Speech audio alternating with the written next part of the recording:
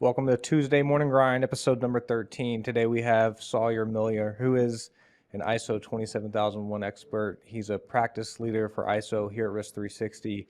And today we're going to talk about 10 tips that you might benefit from knowing if you want to pursue ISO 27001 certification. Welcome, Sawyer. How are you, sir? I'm doing well. How are you, Christian? Doing good. So there's a lot of myths, a lot of information when it comes to getting ISO certified. I think generally people are at least somewhat familiar with the framework, but probably less familiar with the certification process. So I wrote down 10 things that come up all the time with our clients when it comes to getting ISO certified, and thought it'd be great just to kind of walk through those with you and get some information. So the first one is around scoping ISO 27001. It's come up a ton with our clients, and I think clients tend to think that the certification scope has to include the entire organization, but in reality it doesn't. So can you talk about some of the scoping conversations that you have with the auditor and how people can think about that? Yeah, absolutely. Scoping really takes shape based on what the stakeholders interested in your certification care about. So what I mean is, like, a lot of times we're getting certified because we have clients or prospects who have asked for that and they want to see that to gain a certain level of comfort with your security posture. And so they're going to care most about things like the product that you deliver to them if you're a SaaS company, the service you provide if you're a services company.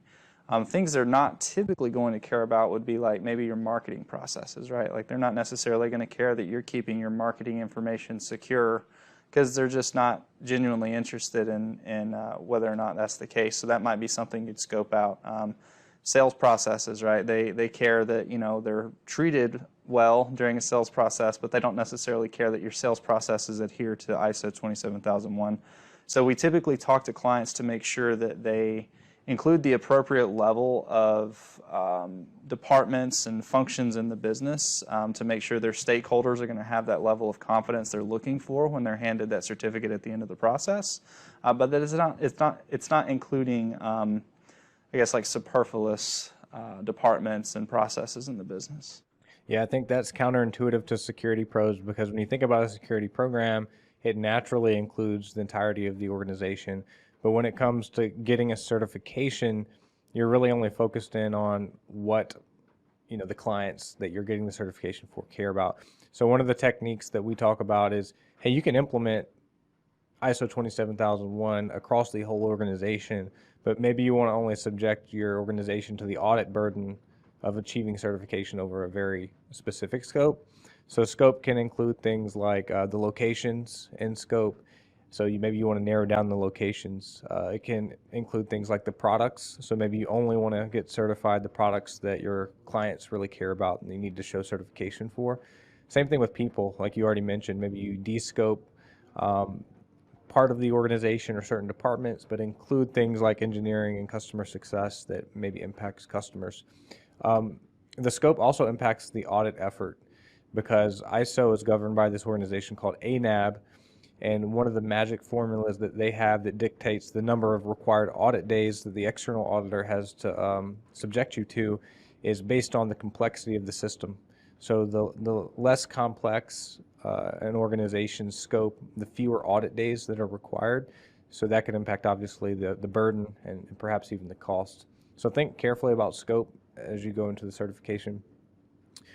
Second thing I wanted to talk about was, I think when people think of ISO, they're very familiar with the controls, which is called Annex A. There's 114 controls, but they're less familiar with the ISMS and the overarching governance structure that is required when it comes to ISO 27001. So two things. Can you talk a little bit about what is an ISMS, and then also what is the IRC that governs the ISMS?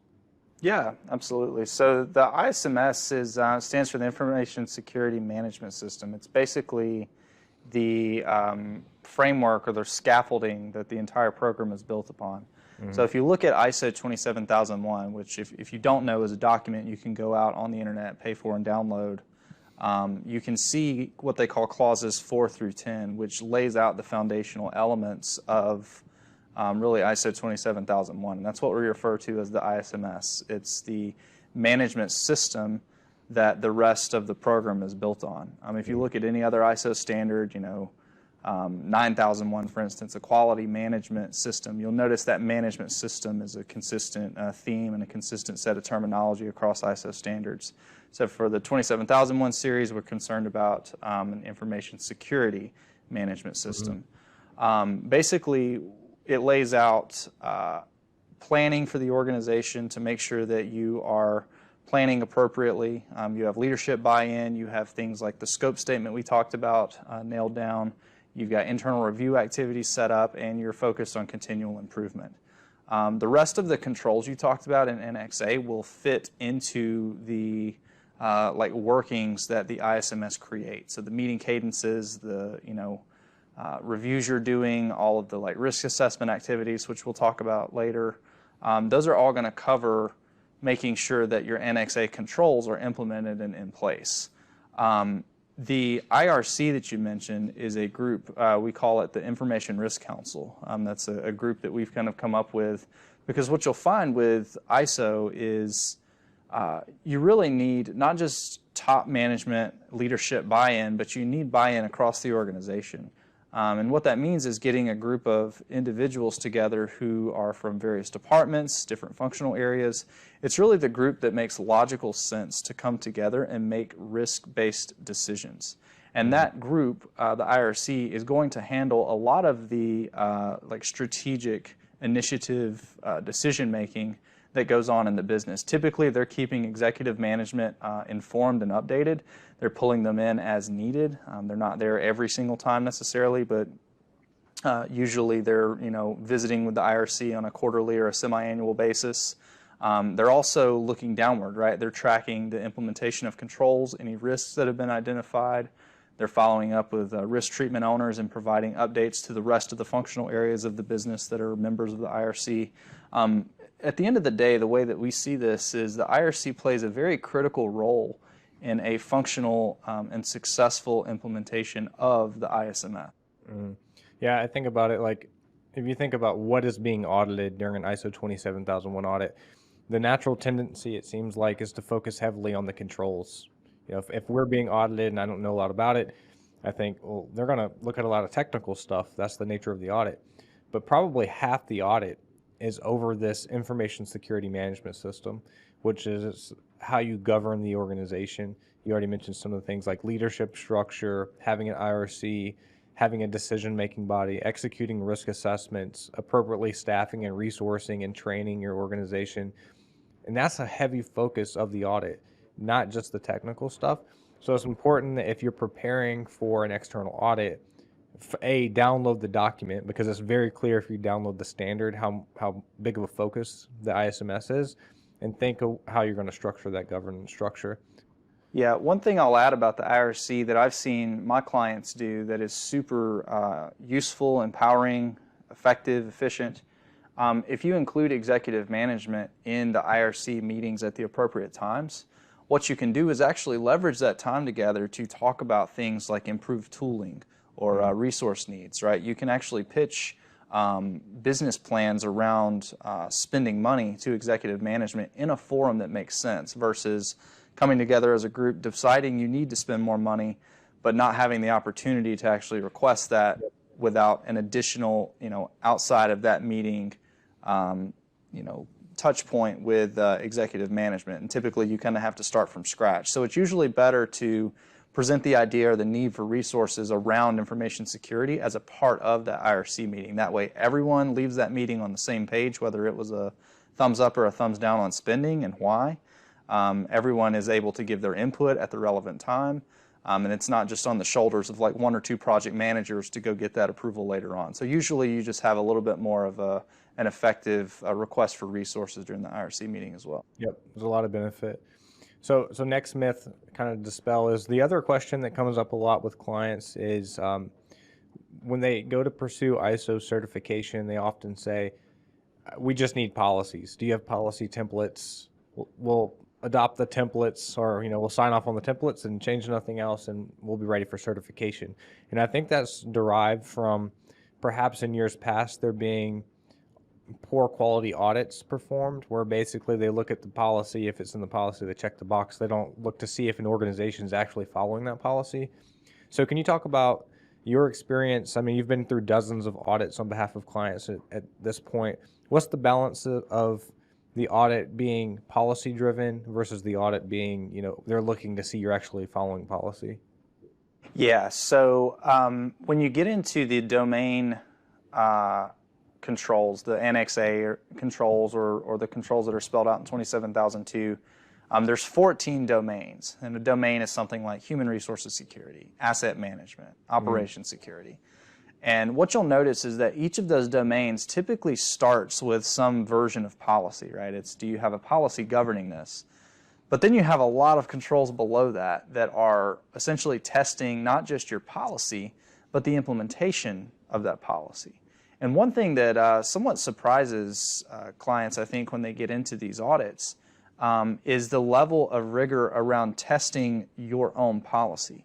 So you may have a policy that meets all of the ISO standards, but the evidence that they're going to want to see is the actual implementation of that policy. So you may have a secure development policy, but if you don't have development documentation like tickets and things like that to evidence that that policy is actually effectively implemented, then it's going to result in a lot of gaps. So the policy is really just the starting point that kind of paints the picture of what the auditor is going to want to see.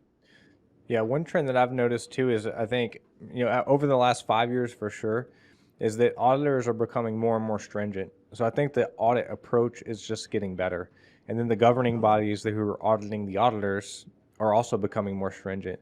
So I would say every year we see a further ratcheting up of the level of specificity that these auditors are going into to achieve certification, which I think as an industry is a good thing. But when it comes to thinking through that audit burden, it could be an intimidating thing. So we're saying things like policy, give me screenshots, give me configuration settings, and implementing a compliance program without it becoming overly burdensome for the business is somewhat of an art. So you have to find that balance, and it's difficult to do that. Absolutely. And the thing about policy is it may seem like a kind of a time synced, right, as an executive or a top leader in a functional area of the business to spend the time to make sure that that policy is accurate. But what I tell my clients is, look, the policy is management's intent. If you'll take the time and actually put down on paper what you want the program to look like, it's not just good for the posture of the program, it actually empowers others to go implement your intent as management. And so it provides a guide for those middle managers and individual contributors that are out there in the wild taking your policy and applying it to their day-to-day processes. And it actually creates a much more organic program that just functions properly by its very nature, versus just going and downloading some templates and saying, all right, well, let's fit our program to this templated policy. It's quite the opposite. You should fit the policy to your program so that it makes sense to your business and people aren't having to bend over backwards just to meet policy. Yeah, it also forces management to come up with a strategy. I have to actually think through how I want to implement this at my business and write that down. So there's a lot of value to policy, and I think ISO's heavy on that. Next couple tips is, when it comes to getting certified, there's several work streams that I think come as a surprise to our clients. Either they're more work than they predicted, they're a bigger piece of the external audit than were predicted, or they're additional costs that they weren't counting on as part of the certification audit. So the first one I want to walk through is the risk assessment process. So I think sometimes organizations conflate a gap assessment and a risk assessment, and they don't understand how to use or get value out of a risk assessment, and we spend a lot of time thinking about that. Can you talk a little bit about the risk assessment requirement, how that folds into ISO, and how we implement that with clients? Yeah, absolutely. So the risk assessment, in terms of the requirements for the risk assessment, if you look at clauses 6 and clauses 8 within ISO 27001, you'll see kind of the framework, right, of what ISO expects from a risk assessment. But just generally speaking about it, I would say that the risk assessment is probably the hardest piece of ISO to get right. It can be one of the most valuable assets to your information security program, if not the most valuable asset, because it should basically be an approach to your program and your business as a whole that identifies risks, puts those risks in front of the right people, and comes up with what we call treatment plans, which are basically action plans to address that risk and to mitigate it down to an acceptable level for the business. This is absolutely critical for an effective program. This is something that it simply cannot be a check-the-box exercise if done right. And it's something that I would argue is a competitive differentiator. If you do this right, you're genuinely going to manage risk within your business better than your competitors.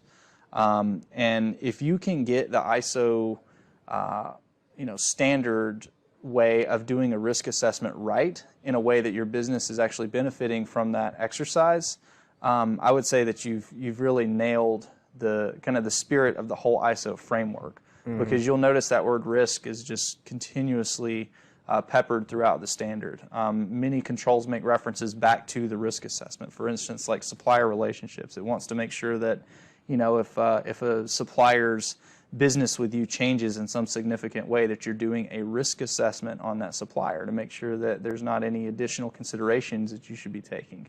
Yep. There's just a lot that goes into the risk assessment, and it can be something that really makes or breaks the program. Yeah, I think risk assessment is a powerful tool for a security professional to drive decision making, because it gives you an opportunity to make sure that the security program is in alignment with the business objectives. So the decisions that you make in the way of security naturally align to what the business is trying to accomplish. Also, it is the heart of an external audit. So just pure getting certified, one of the most heavily scrutinized artifacts that's produced for the audit is that risk assessment, because they're looking to see that you did a risk assessment, it was in alignment with some best practices like ISO 27005, and that it in some ways informs decision making at the organization. So a big effort. I think it's easy to fill out a spreadsheet that you download off the internet and call that your risk assessment, but that's not the spirit or intent of ISO, so you need to plan on spending some time and thought in how you're going to approach that. Which brings me to the second piece that I think is probably even more surprising to organizations when it comes to budgeting and considering how they're going to approach an ISO program, and that's clause 9.2, the internal audit. So Sawyer, can you talk about why this surprises organizations and what they need to do to meet the internal audit requirement? Yeah, absolutely. So clause 9 of ISO 27001 is broken into three pieces. 9.1 is a self-assessment. So that's where you basically look at your program as the stakeholders and the control operators, and you evaluate it against some set of predetermined metrics. Clause 9.3 is management review. So that's where top management is showing an involvement in that review process, and they're looking at a handful of really specific things about the program. Yep. Clause 9.2 is something that we call the internal audit, as you alluded to. It requires an objectively independent party that is qualified to audit a management system do an audit of the ISMS and the implementation of the controls. The reason that this is surprising to a lot of organizations is several things. One, a lot of times they mistake the self-assessment as the internal audit. You can't objectively be independent if you're operating the controls that you're auditing.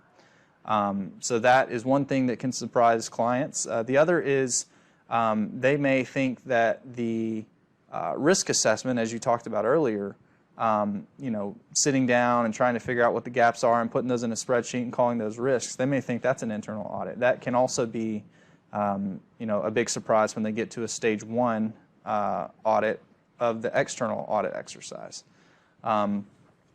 A lot of organizations don't realize that you have to have truly an independent third party, come in and do this internal audit exercise. So they, mistake a lot of internal activities for meeting that clause requirement. Yeah, I think one of the biggest things too is you'll have, often we've seen an organization have a staff member, like a security team member, do the internal audit. And sometimes they even do a decent job. They'll go through every control. And then the external auditor will say, well, this person's not independent. They're operating all these controls they can't assess themselves. And then you as an organization realize that you have to incur additional cost by engaging a third-party firm to be your internal auditor, because you can't do that internally. So that's where, like, a lot of organizations will engage Risk 360, say, hey, I have to have an internal audit, And if it's late in the game, it feels awkward to do that, and it was unexpected budget. But just count on that if you're a firm. Find a resource to get that done, because that will come up on the external audit. I think the external auditors consider that a key driver in the health of a program, the internal audit piece. Yeah, absolutely. It's basically the way I think about it is it's like your scrimmage game, right? It's a way of kind of testing your program, because you can have anything come up on an internal audit report that does not necessarily have any bearing on the external audit report. And so if you treat an internal audit appropriately, it can help you be very successful during the external audit. It can help minimize the number of what they call nonconformities that come up, because you get really a good look at your program prior to really putting it to the test with a certifying body. Yep, absolutely. So we've talked a lot about the ISMS, or the management system. We talked about the IRC, which is the governance structure that you form, the risk assessment that drives strategy, and then the internal audit that helps monitor the program. Those are all elements of the ISMS. So I want to shift gears and talk a little bit about the technical things that we see at clients and some of the common pitfalls. So I have some ideas in mind that I want to talk through, but if you could narrow it down to 2 or 3 things that we see almost everywhere we go that from a technical perspective always present a challenge to a client, and people considering ISO certification should maybe also consider to get ahead of it. Are there some technical challenges that you see as a pattern come up a lot? Yeah.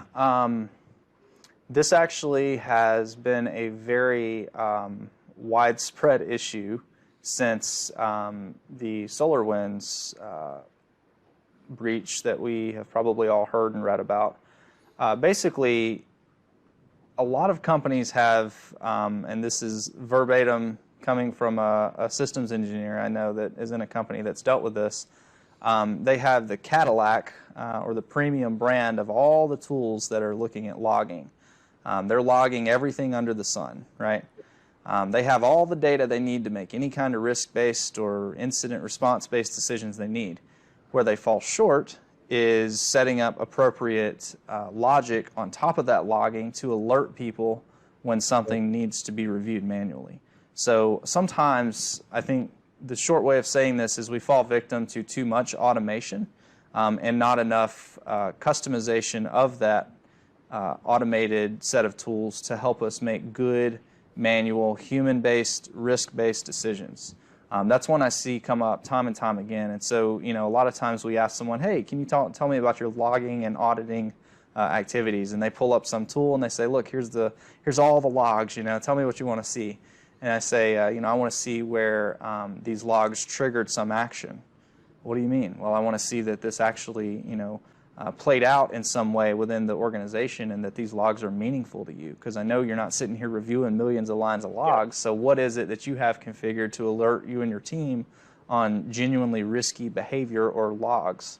And that's one that comes up a lot. So make sure that when you purchase tools like a SIM, right, that you're spending the time and that you have the resources prior to purchasing that tool to customize it and implement it in a way that's going to be useful to you. The advice I'd give is don't fall victim to implementing tools just to kind of fit into the compliance box and get through an audit. That's one of the worst investments you can make. Buy tools that fit your program and that make sense for you as a business. Make ISO fit your business. Don't fit your business to ISO. And definitely think about that from a tools perspective. Yep. There's a couple that come up for me. One of the most difficult things that we see, and this is rampant at like high growth tech companies, which is endpoint device management, because we see a variety of organizations either do bring your own device where everybody has their own laptop, or they don't have a standard issue laptop or methodology for onboarding employees. So laptops become the Wild West, where there's no antivirus, there's no configuration management, there's no standard procedures on how they handle that.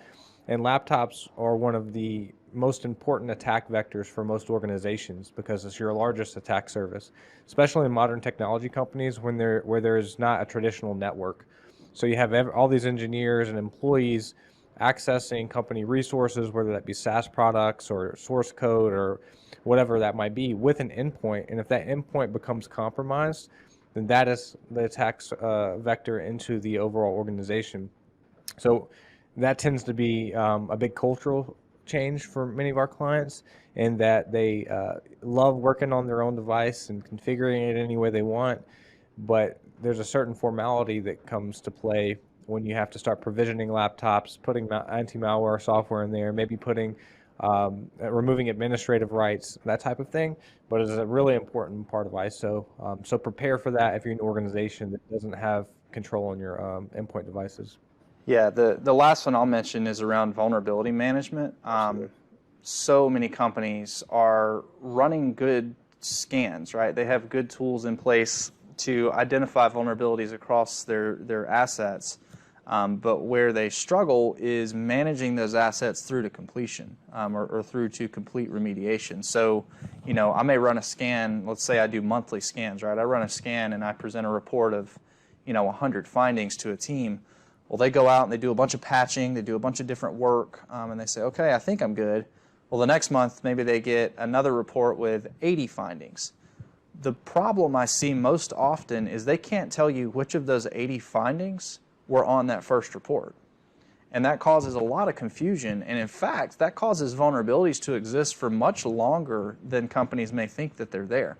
Because they may mark all 100 of those as fixed because they think they fixed them, but they're not actually doing a validated rescan in between those monthly cycles to ensure that those 100 were actually, boiled down to zero. And that puts organizations at very, very real material risk. I mean, most of the things that we're seeing in the news can be attributed to poor vulnerability management. Yep, vulnerability and patch management for sure. So that's three. Those are three technical challenges. Endpoints and vulnerability management being key to those. Next question is, I think when we implement ISO programs for many of our clients, they walk into it thinking that they have to have a perfect program with zero gaps or they can't obtain certification. And they're often relieved to know that that is not possible, and that is not the spirit or intent of ISO, and thus isn't required to obtain certification. So you can get ISO with known gaps in your program. You just have to know how to balance which gaps are showstoppers and which are not. So can you talk about that? Why is that the case, Sawyer? What has been your experience sitting across the table from auditors and their acceptance of known program gaps and that kind of thing?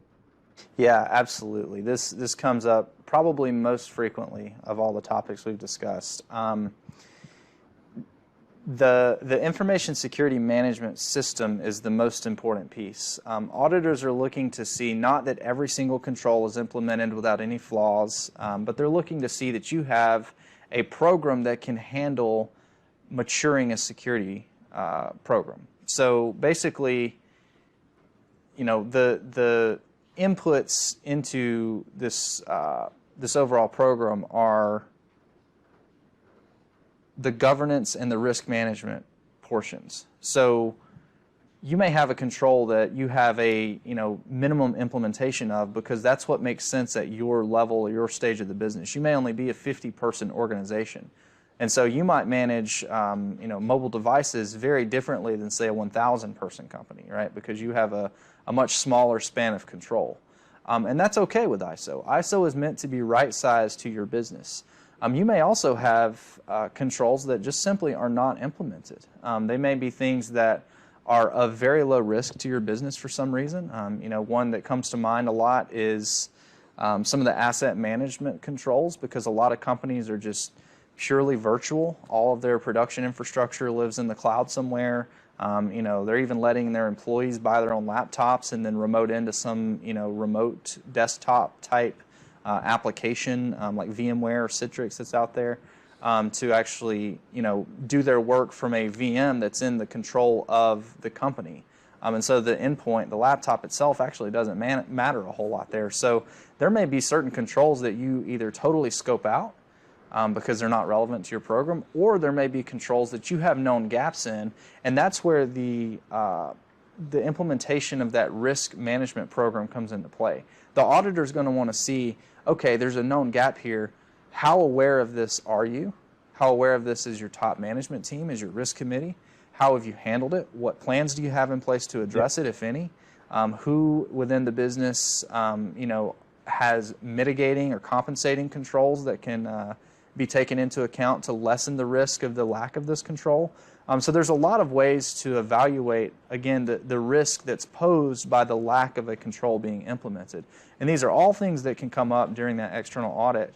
And it can be something that, may seem like it's going to be a very big problem, but if you have all the appropriate measures in place and you're continually improving, as Clause 10 requires you to, then it's something that may not be a hindrance at all in the external audit. Yeah, I mean, the bottom line is you can have gaps in your program, but the spirit of ISO is looking for a phrase that you'll hear often, which is management's commitment to continuous improvement. So if you've self-identified those gaps, you've risk ranked them, and you have an action plan in place to correct your program over time, the auditor will gain a whole lot of comfort in that because they realize a program can't be perfect. Conversely, if they find something that you had no clue about and it's high risk, well, that's going to result in a major nonconformity and could be a showstopper. So, important factor. Next thing I want to talk about is the whole ecosystem of auditing, because it can be confusing. In our space, there are consultants, there are certifying bodies that do the external audit, there's the individuals receiving the audit, and there's ANAB and others who govern the ISO certification process. Can you talk a little bit about selecting a certifying body? Who are the certifying bodies? How do we know who they are? How do you select one? Yeah, absolutely. So there are some fantastic certifying bodies out there. My first piece of advice is shop around. Talk to them, make sure that you have a good idea and understanding of who they are, what their process looks like, timelines, cost, all of these different things that are going to be very important factors in your decision making. Second to that is making sure that you're selecting, I'll say, like a reputable certifying body. So there are various ways to check if a certifying body is in fact a governed certifying body. There's things you can do to make sure that they are accredited, that they have all the appropriate credentials in place to do that certifying, external certifying work that you're purchasing. If you have a company you've talked to that sounds kind of small, maybe they're not very well known on the internet, or you don't see a lot of information on them, I would be leery of those. The ones that you're going to recognize the names of are the ones that are going to be some of the best certifying bodies to choose from for a reason. I would say make sure that the certifying body you're selecting is one that you feel comfortable and good about presenting to the stakeholders, because their logo, their name is going to be attached to that certification for the 3-year cycle. So do your research, basically, that's what I'm saying. Yeah, and if you're curious, here in the U.S. that's predominantly governed by ANAB, I believe there's 14 certifying bodies currently. You can go to ANAB's registry website, so just Google ISO 27001 certifying bodies, will come up, and you can sort by ISO 27001. Like I said, there's 14 or 15 firms. Of those 14 or 15, I believe there's 4 to 5 of them that are truly qualified to do security-related assessments. You can, when you see that list of 14 or 15, you can go to their websites, and it is very clear which one of those 4 or 5 specialize in information security. I think that's the immediate way to shorten that list and then begin vetting each of them. When you're vetting those firms, ask questions like, how many ISO certifications do you do? Get the resumes of the individuals that will be executing the work to see if they're qualified to do security work, and then ask for some references so that you can speak to people who've been on the other side of an audit and received quality work. And lastly, you might even want to ask around to your clients and your vendors to see which certifying bodies they respect. Because at the end of the day, the certification itself is going to have that brand on it, and you're going to be comfortable that they're not a fly-by-night and that they're going to be recognized, as legitimate in the industry. If all that fails, you can call me or Sawyer, and we can tell you who those 5 are. I don't want to put anybody's name on blast on Yeah. Last question here is, I think people see different forms of reports. People see pen test reports, people see SOC 2 reports, high trust assessments, and then there's the ISO certification. So what does that look like? What does an ISO certification look like, and how transparent is that document? Yeah, there's a few things that get delivered to you at the end of an external audit. So you'll go through stage 1, they'll recommend you for stage 2, and stage 2 they'll do an in-depth analysis of the entire program. Upon successful completion of stage 2, they will recommend you for certification. And what that means is they basically take your scoping statement, which right back to the beginning of the presentation is very, very important to nail, because that's what's going to be presented to your clients as the scope of what was audited. They're going to plaster that onto a one-pager that has their signature, their logo, their accreditation information. There's like a credential ID, basically things that create a single-page document that shows you are ISO 27001 certified within this scope. That is typically handed out to any and all prospects, customers, stakeholders, partners, investors, whoever it is that care to see that document. You're usually handing that out. One you're going to want to be much more protective of is the actual report.